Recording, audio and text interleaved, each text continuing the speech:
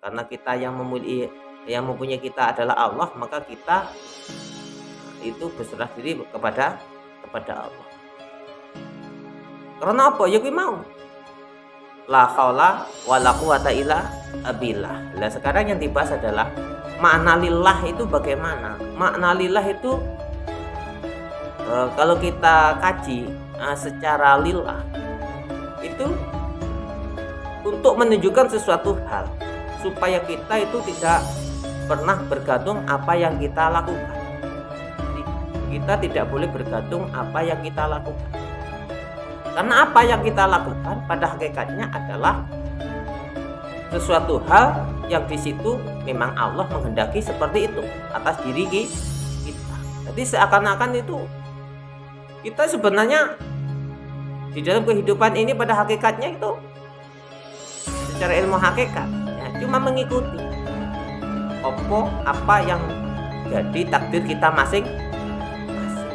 Di dalam ketakdiran itu sendiri maka Allah menjadikan suatu ketakdiran yang berbeda. Mengapa dijadikan suatu perbedaan di antara takdir?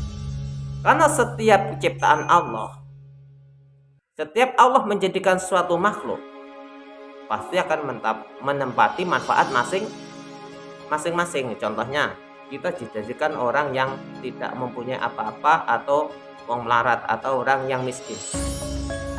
Dari Allah menciptakan orang yang miskin ini tadi, Allah itu berkehendak bahwasanya orang yang miskin tadi akan dibuat sebagai wasilah. Allah akan memberikan suatu kecukupan atas daripada isi dunia ini. Contohnya, kalau kita dijadikan miskin, berarti kita nanti akan berhubungan dengan orang yang kaya.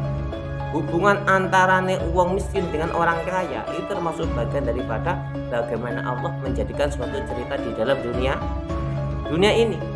Jadi makanya pada hakikatnya cuma Allah menjadikan suatu cerita. Jadi miskin atau kaya itu cuma wasilah saja. Jadi sebenarnya miskin dan kaya itu tidak perlu kita jadikan suatu perbedaan di antara kemanusiaan, itu tidak perlu. Karena apa? Allah menjadikan seperti itu sebagai pelengkap satu sama yang lain.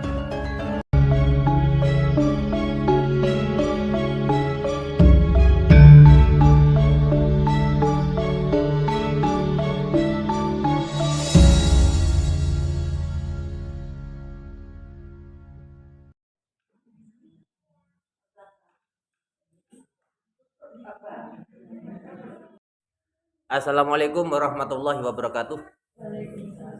Asyhadu alla ilaha illallah wa asyhadu anna Muhammadar Rasulullah la haula wala quwata illa billahil aliyil azim ila khabratin nabil mustafa Muhammad sallallahu alaihi wasallam wa alihi wa ashabihi.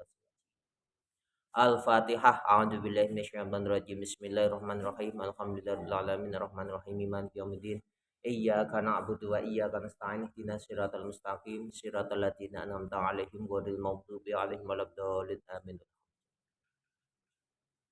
Al-Fatihah. A'udzu billahi minasyaitonir rajim. Bismillahirrahmanirrahim. Alhamdulillahirabbil alamin arrahmanir rahim maliki yaumiddin.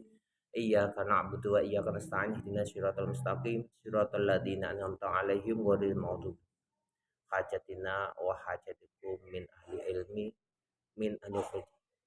Al-Fatihah. A'udzu billahi minasyaitonir rajim. Bismillahirrahmanirrahim. Alhamdulillahirabbil alamin arrahmanir rahim maliki yaumiddin. Iyyaka na'budu wa iyyaka nasta'in. Ihdinas siratal mustaqim siratal ladzina an'amta 'alaihim ghairil maghdubi 'alaihim waladdallin. Bismillahirrahmanirrahim. Alhamdulillahirabbil alamin. Allahumma sholli ala sayyidina Muhammad amma ba'du.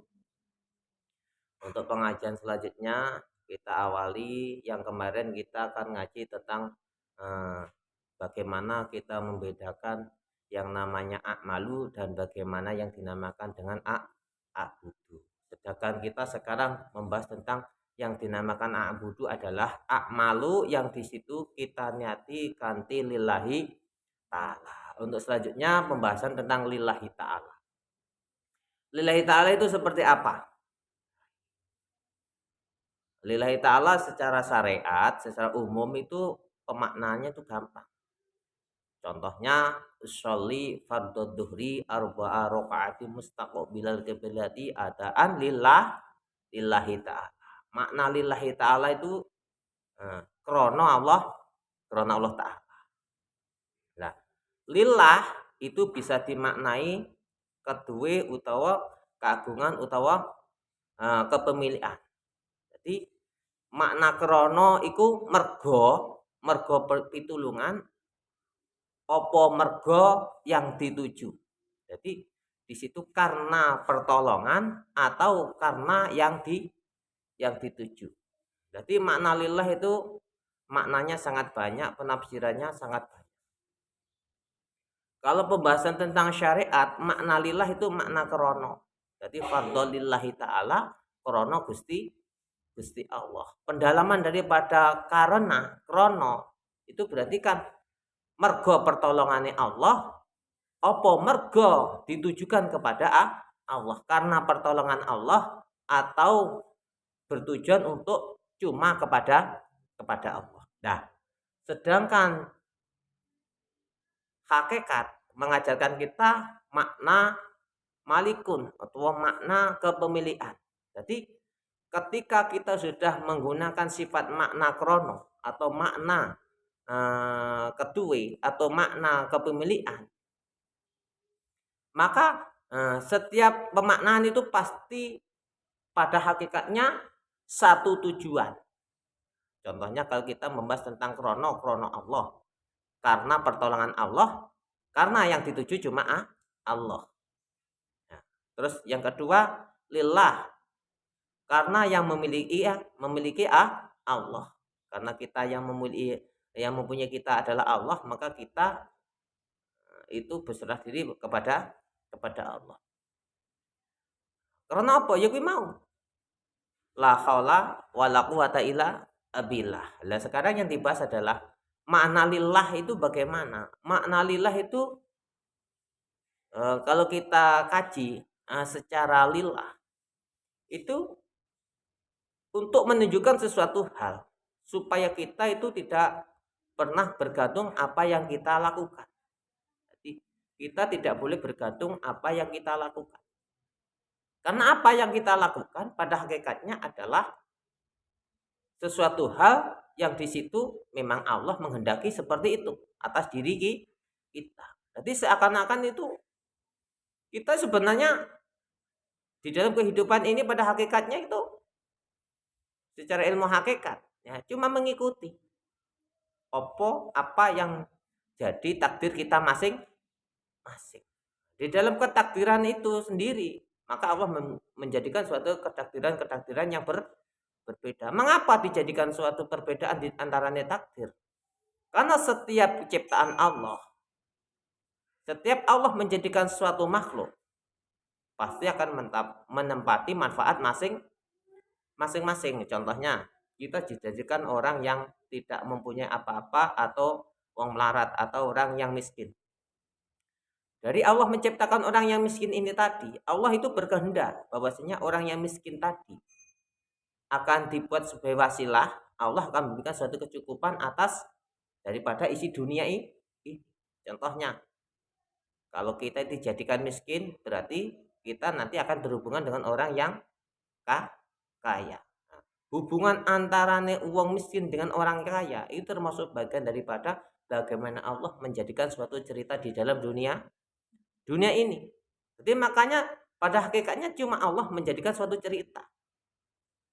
Jadi miskin atau kaya itu cuma wasilah saja. Jadi sebenarnya miskin dan kaya itu tidak perlu kita jadikan suatu perbedaan di antara kemanusiaan, itu tidak perlu. Karena apa? Allah menjadikan seperti itu sebagai pelengkap satu sama yang lain. Bagaikan Allah menjadikan tangan kiri karo tangan kanan. Allah menjadikan tangan kanan dan tangan kiri. Coba kalau Allah cuma menjadikan tangan kanan tok, repot apa enggak? Repot. Ketika Allah menjadikan tangan kiri tok, repot. Nah, makanya daripada itu, dari kehidupan di dunia ini, baik syariat atau tarekat atau hakikat atau makrifat, itu pada hakikatnya cuma sebagai pelengkap saja. Pelengkap apa?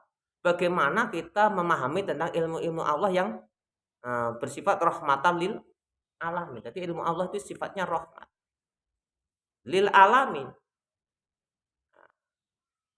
Kedua Gusti Allah yang menguasai langit bumi serta isinya.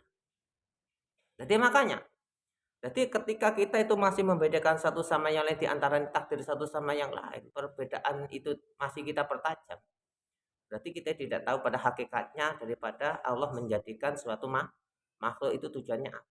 Jadi makanya wa ma khalaqul jinna wal insa illa liya'bud. Yang kemarin di ngaji itu kan ketika amal sudah dilillahi ta'alakan, maka baru nyampe kepada a'budu. Jadi sesungguhnya kan gampang.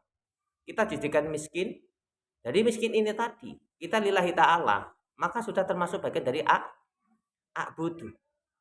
Kita dijadikan kaya oleh Allah, maka dari kaya ini kita lillahi ta'ala, yang kaya cuma Allah. Itu sudah, ketika kita sudah lillahi ta'ala, maka yang kaya cuma Allah, tiada yang kaya selain Allah, itu sudah termasuk bagian dari a'budu. Ini tadi. Maka nih, sesungguhnya kita itu nggak perlu menjadikan apapun atas diri kita ini. Kenapa? Kejadian besok atas takdir kita itu sudah ada yang kuasa menjadikan. Jadi sebenarnya kita ini sebenarnya apa ya? Hati, akal dan pikiran kita itu sebenarnya sudah dijadikan oleh Allah dengan segala ketidakmampuannya dan segala sesuatu hal yang tidak bisa menjadikan ini dan itu. Tapi karena manusia itu tidak mengetahui hakikat diciptakannya, disuruh cuma a'budu, akhirnya seakan-akan manusia ini merasa kuasa menjadikan ini dan itu. Ketika manusia sudah merasa kuasa menjadikan ini dan itu, maka apa yang terjadi daripada itu? Apa yang terjadi? Nah, jadi kalau kita sudah mengetahui tentang bagaimana kita melakukan suatu lillahi ta'ala di dalam a'malu dan lillahi ta'ala di dalam suatu a'budu, ya, maka dari a'budu ini tadi yang akan menjadikan kita, Allah menjadikan kita bahwasanya kita itu orang yang diselamatkan oleh Allah di dunia wa dunya wal akhirah. Maksudnya ngene loh. Lah uang itu kalau orang itu sudah nyampe kepada keilmuannya dan ilmu itu sudah nyampe kepada yang mempunyai ilmu dan yang mempunyai ilmu sudah meridhoi apa yang disampaikan kepada makhluknya, maka pada hakikatnya lillah itu terletak kepada bagaimana kita menempatkan diri. Bagaimana kita menempatkan diri tadi. Jadi ono sing bersifat malu yang lillahi ta'ala itu seperti apa? Contohnya kita sholat. Sudah, sholat itu yang menjadikan kan Allah. Maka daripada sholat yang menjadikan Allah, maka sholat itu kan miliknya Allah. Ketika Allah menjadikan sholat dengan wujudnya Allah, maka kita asyhadu alla ilaha illallah harus melihat Allah, bersaksi atas Allah. Ya gitu. Dan ketika kita itu sudah nyampe kepada lillahnya tadi, sudah tidak berpikir atas bagaimana kita melakukan sholat dan kita sudah lillah, karena sholat kita ini yang menjadikan Allah, karena pertolongan Allah yang menjadikan Allah, maka yang menghai sholat kita adalah Allah. Maka di sini sudah nyampe kepada rasa yang bersifat a'budu tadi. Nah, sesungguhnya yang dicintai oleh Allah adalah orang yang menempati tempat yang sudah disediakan oleh Allah, yaitu namanya a'budu atau lillah. Jadi Gusti Allah tidak menjadikan jin dan manusia cuma a'budu, cuma menempati tempatnya yang sudah disiapkan oleh Allah untuk makhluk itu tadi. Makanya di situ ada pembahasan tentang bagaimana Nabi Muhammad itu menghadap Allah ketika melakukan suatu Isra wal Mi'raj. Padahal pada saat itu masjid itu sudah dijadikan oleh Allah. Nah, ketika masjid sudah dijadikan oleh Allah, mengapa Allah menjadikan Muhammad bertemu dengan Allah itu bertempat di mustawa? Karena tempat yang baik adalah di mustawa tadi. Allah menghadapkan Muhammad. Nah, sesungguhnya lak sampai itu mengerti tentang kehidupan, tentang a'budu, bagaimanapun Allah menjadikan sampean kabeh, kamu semua, dengan segala ketakdiran yang terjadi atas diri sampean, kok sampean itu bertempat kepada takdir sampean ini tadi, dengan cuma menghadap Allah, berarti cara didadekne sugih ya ora bingung sugihe, didadekne wong melarat gak bingung melarate, didadekno ngene ngono wis apa jare Allah. Lah, letak daripada rasa yang lillah ini tadilah kita harus menempatkan di diri. Nah, ketika kita sudah sanggup menempatkan diri kepada tempat yang sudah disiapkan oleh Allah ini tadi, maka kita sudah tidak akan pernah berpikir tentang kesok aku akan didadekne apa, rezekiku piro, terus aku kadenya apa. Iku gak pernah berpikir.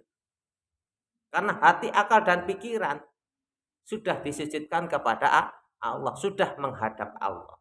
Ya, menghadapnya Allah, makhluk-makhluk ini tadi di tempat yang sudah disiapkan oleh Allah. Yaitu apa? Tempat itu namanya a'budu lillahi ta'ala. Nah, tempat yang sudah disiapkan oleh Allah, yang diridhoi Allah, yang diperintahkan oleh Allah, yang Allah menjadikan makhluk dan jin itu mempunyai tujuan adalah menempati a'budu, tempat yang sudah disiapkan oleh Allah, dan tempat itulah tempat yang sudah diridhoi oleh Allah. Tempat apa itu? Ketika kita dijadikan kaya, miskin, hitam, putih, kok di situ sudah tidak mempermasalahkan di antaranya takdir yang kita terima, dan kita sudah bersaksi bahwasanya semuanya itu yang ada cuma Allah, maka pada hakikatnya kita sudah menempatkan hati, akal, dan pikiran serta rasa di tempat yang sudah diridhoi oleh Allah. Wis gak ono ngene ngono. Jadi gak aneh, tidak akan berpikir besok hari Sabtu saya harus ngapa, besok hari Selasa saya harus ngapa. Karena apa? Walaupun dia itu mengatakan punya rencana gini dan gitu, maka dari rencana yang dia buat itu sudah dirasakan keberadaan daripada Allah.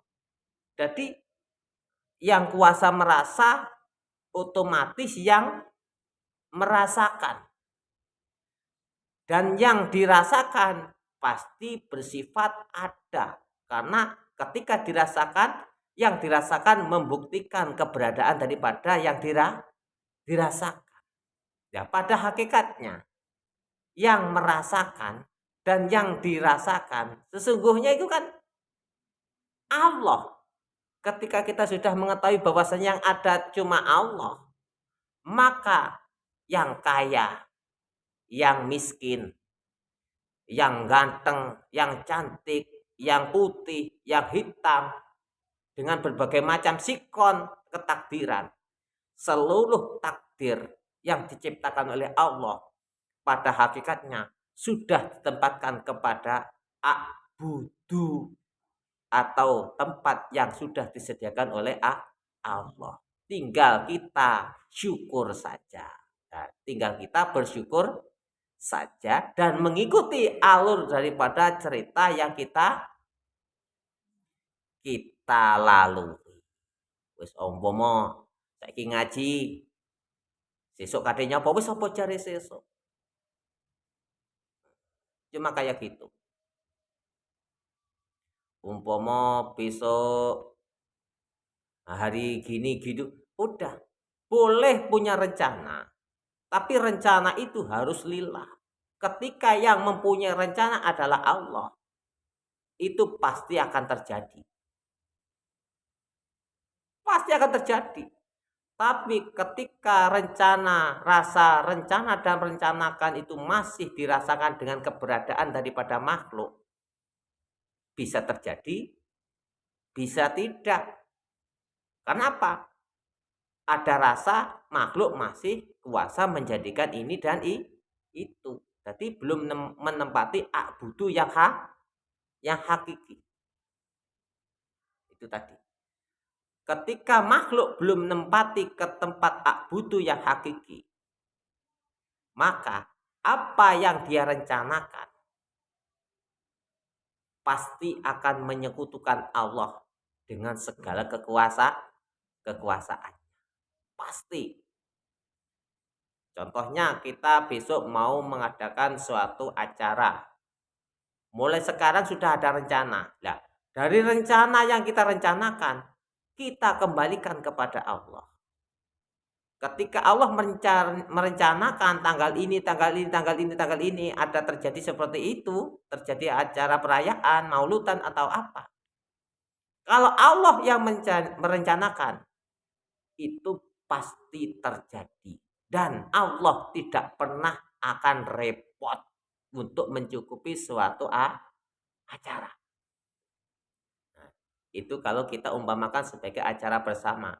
Nah, pengajian yang ini kita buat untuk mengisi bagaimana kita menghadapi suatu kehidupan atas kita masing-masing. Kalau kita sudah menempati a'budunya, sing penting aku kesuk budal pasar untuk piro, rezeki piro, apa jare Allah. Krana pada hakikate sing dodol sapa, sing didol sapa, terus ana emung sapa. Terus kate nyapa? Apa jare sing kuwasa? Apa jare Gusti Allah. Iku enak sampean turu. Saiki melek sampai jam 12. Waduh, sesuk aku jam 3 kan budal pasar. Bingung lah kate turu. Lah Gusti Allah urung nurokne kok sampean bingung lah kate turu. Engko lak wis Gusti Allah nurokne mbok kate ning mbok sampean turu. Kan ngono. Esok aku nggo dagangan timun sak-sak.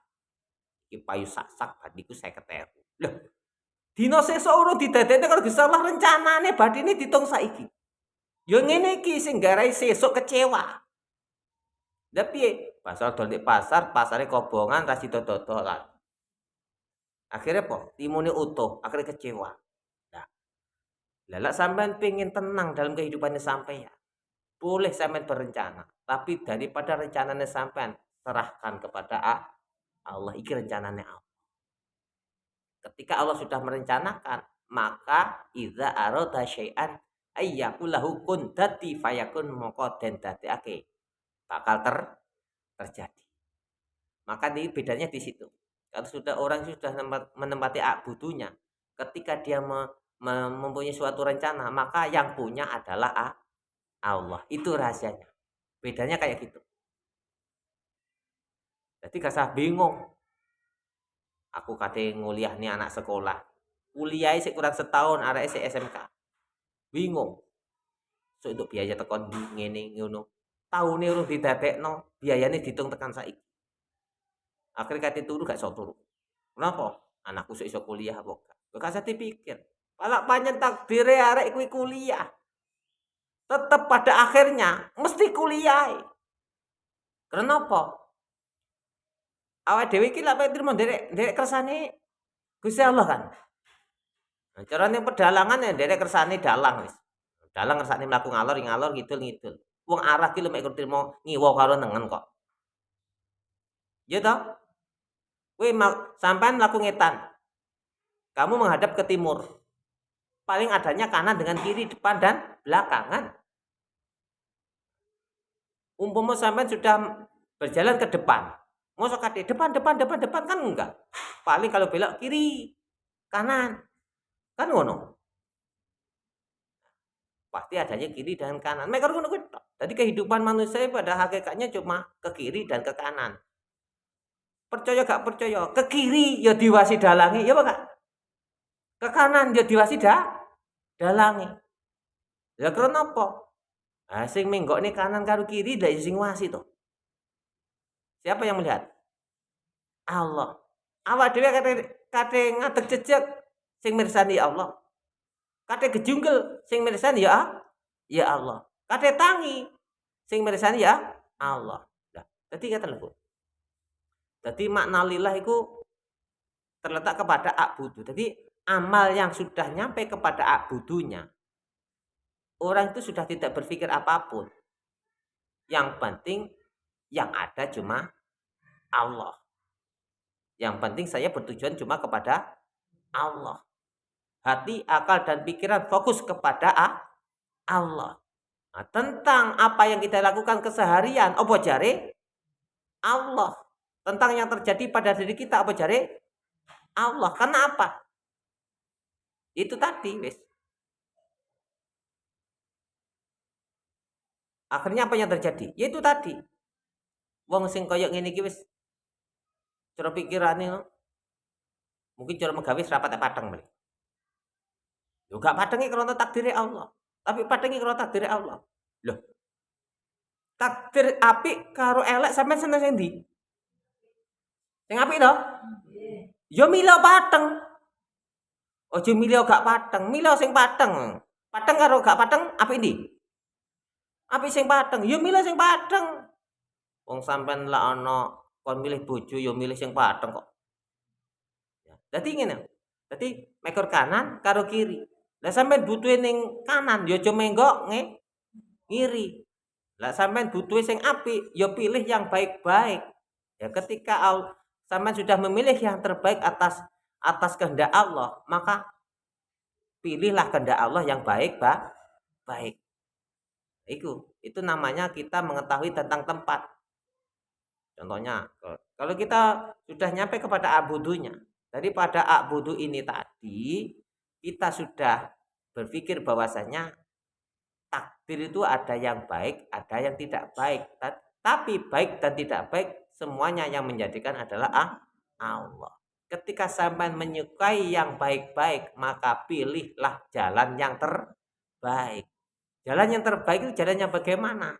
Jalan yang sudah menempati tempat yang sudah disediakan oleh Allah dan tempat yang sudah diridai oleh Allah. Tempat apa itu? Tempat kita berserah diri kepada Allah. Bagaikan Nabi Muhammad Rasulullah Shallallahu Alaihi Wasallam, tempat yang terbaik menghadap Allah adalah mustawa. Nah, di situ sudah tidak disertai oleh selain makhluk, cuma Allah bertemu dengan Nabi Muhammad. Bahkan malaikat tidak menyertai Nabi Muhammad bertemu dengan Allah. Ketika saya tanya, amal pencatat amal baik, terus nyatetin ning ndi? Oh enggak melo. Sampai enggak ngaji kan? Ketika sampai melakukan suatu amal buruk dicatat malaikat pencatat amal buruk. Ketika melakukan kebaikan dicatat malaikat pencatat amal baik. Tapi ketika Muhammad naik ke Sidratul Muntaha mustawa, si nyatet siapa? Nah, mengapa kok ada bahasa seperti ini? Karena pada hakikatnya Allah itu maha tahu. Allah tidak membutuhkan malaikat nyatat amal baik, amal buruk. Karena amal baik, amal buruk itu yang menjadikan adalah Allah itu sendiri. Ora ro ya ora usah dadi pangeran to. Kan penak lho sampean ngiyakini Allah maha tahu kok sampean sik ngutik-ngutik ceritane malaikat pencatat amal baik, amal buruk.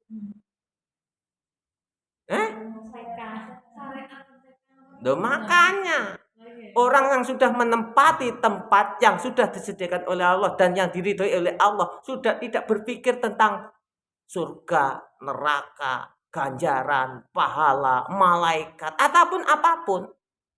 Yang dia pikirkan cuma keberadaan Allah. Jadi Allah itu tidak butuh, tidak hajat dengan makhluknya Allah. Allah menjadikan malaikat, gak hajat dengan malaikat. Tapi ketika Allah menjadikan malaikat itu makhluk yang bertakwa, maka Allah memberikan suatu perintah kepada malaikat. Loh, malaikat tugasnya nyatet amal baik dan amal buruk, tugasnya mereka nyatet amal baik, amal buruk. Ngono kuwi tok. Umpama sing penjaga neraka, ya tukang jaga neraka. Penjaga surga, tukang jaga surga. Cuma itu tok. Tapi malaikat tak takoni, malaikat itu sholat apa enggak? Malaikat sholat apa enggak? Loh, malaikat Islam apa enggak? Loh, arkanus sholat, arkanus Islam iki enek piro? Syahadat karo sholat utawa haji utawa bayar zakat. Malaikat kan ceritane bayar zakat apa enggak? Terus haji apa enggak? Kan gak ada cerita. Karena tugasnya malaikat itu penak. Pokoknya ditugasi mekor terima Joko swarga, ya mene swarga tok. Paham gak maksud aku? Kon niku lagi ditugasno kon abudu, yes abudu tok ngono lho. Gak usah rono-rono. Gak usah rono-rono. Ngono lho maksud aku ki. Lah kon tugase mek kur trimo abudu tok. Wis gak usah rono-rono. Terus salat berapa tuh? Ya rasa salat. Loh, kok gak salat? Lho salatmu ki abuduno. Lah sampean salate wis mbok abudune wis lillahi taala, salate sampean ki salate Allah. Ya tetap secara syariat kita terus kita itu lakukan sholat. Tapi ketika kita sholat, kita bersaksi bahwasanya sholatku sholate Gusti Allah. Karena sing ngekai sholatku sing dadekne sholat ya kuwi Allah. Lah iku namanya abudu. Dadi kok jenenge malaikat iku. Kok Joko swarga tok wis. Malah selamat apa gak? Dulu Joko swarga tok ra kate nyolong sapi, yang sapi manggonin kandang kok. Kan ngono. Kan seperti itu. Makanya kan kayak gitu. Kita itu melakukan suatu syariat, ketika syariat sudah kita lakukan, dari syariat ini, dari akmal ini tadi, kita lillah. Dari lillah ini tadi, kita harus nyampe kepada tempat yang sudah diridhoi oleh Allah. Namanya abudu. Abudu itu cuma opo jari Gusti Allah. Pokoknya kabeh keduwe Allah. Udah. Itu abudu. Paham nggak? Kalau sama sudah nyampe kepada tempatnya ini, sama termasuk bagian orang yang takwa. Kenapa? Orang yang takwa itu melakukan perintah Allah dan menjauhi larangan Allah. Lah perintah Allah ki wa ma khalaqul jinna wal insa illa liya'budu. Gusti Allah dadekne jin dan manusia mukon ibadah. Iki makna tafsiran ibadah, tapi iki bahasa Arab sing jelas budu. Sampai ki Quran budu tok. Budu lillahi ta'ala. Wes. Tapi lah sampean gak sholat, sing diabudune apa? Ya kudune sholat, baru di situ terjadi abudu. Lah abudune kuwi mau yang dilihat oleh Allah. Paham gak? Usikum wa nafsi bitaqwallah. Wassalamualaikum warahmatullahi wabarakatuh.